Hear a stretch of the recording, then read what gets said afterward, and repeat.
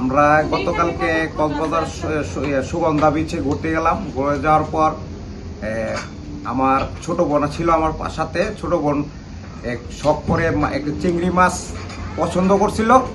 তো আমরা চিংড়ি লুইটা অনেক কিছু মাছ নিলাম, নিয়ে দিছি ফ্রাই করার জন্য। আমরা বসেছিলাম টেবিলে, বসে থাকার পর প্রায় আধা ঘন্টা পর আমাদেরকে এরা এটা সার্ভ করার পরে আমরা চিংড়ি মাছটা কামড় দিয়ে মানে এত বিশ্রী দুর্গন্ধ, পচা মাছ।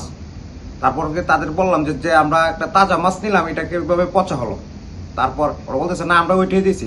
পরে চ্যালেঞ্জ করলাম যে আমাদের মাছ চেঞ্জ করে ফেলছেন।